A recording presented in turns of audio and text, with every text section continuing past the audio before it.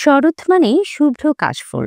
আর এই কাশফুল যখন দোলে পাহাড়ি বাতাসে, তখন প্রকৃতি যেন নিজেই আঁকে এক জীবন্ত ক্যানভাস। খাগড়াছড়ির দীঘিনালার মেরুং ইউনিয়নের রথিচন্দ্র কারবারি পাড়ায় চোখে পড়ে এক অপার্থিব দৃশ্য। পাহাড়, নীল আকাশ আর দুলতে থাকা কাশফুল মিলেমিশে তৈরি করেছে অন্যরকম এক আবহাওয়া। বাংলার কবিদের কলমে যে শরৎ ধরা দেয় শুভ্র কাশফুলে, এখানকার দৃশ্য যেন তারই বাস্তব প্রতিচ্ছবি।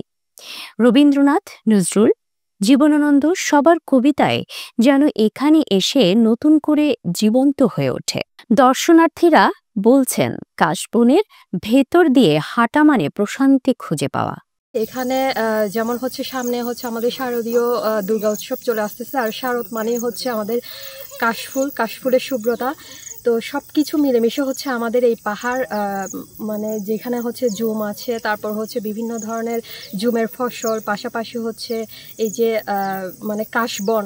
তো আমরা একটু প্রকৃতির ছোঁয়া নিতেই হচ্ছে এবং প্রকৃতির সাথে মিশতেই হচ্ছে আমাদের আজকে এখানে আসা।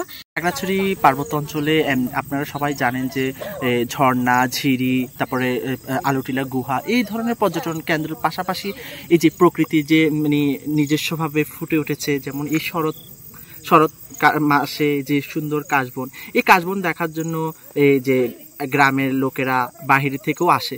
এই যে এর পাশাপাশি আমরা আজকে ছুটির দিন আমরা এসেছি, আমরা বন্ধু বান্ধব সবাই এসেছি, শুধু আমরা আসিনি, আশেপাশে সবাই এসেছে, সবাই যার যার মতো ছবি তুলছে। এটা এক ধরনের পর্যটন কেন্দ্রের মতো হয়ে উঠেছে, অনেক সুন্দর একটা স্পট।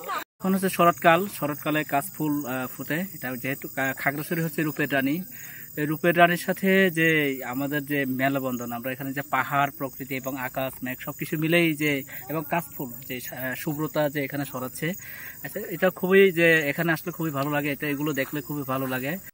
পাহাড় আর আকাশের সঙ্গে কাশফুল যেন মিলেমিশে এক অপার্থিব সৌন্দর্য তৈরি করেছে। প্রকৃতি প্রেমীরা মনে করেন এই কাশবন শুধু সৌন্দর্যের প্রতীক নয়, বরং জীব বৈচিত্র্যের জন্য গুরুত্বপূর্ণ।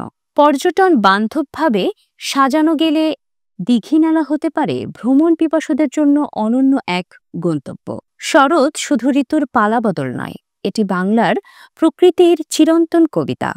আর দীঘিনালার কাশবন সেই কবিতার এক জীবন্ত প্রতিচ্ছবি।